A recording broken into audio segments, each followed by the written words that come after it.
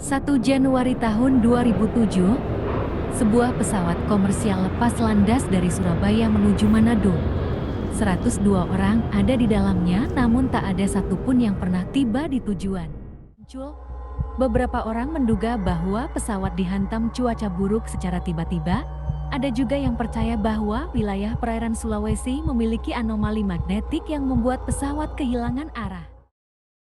Apa pendapat kalian? Teori apa yang kalian percayai? Tulis di kolom.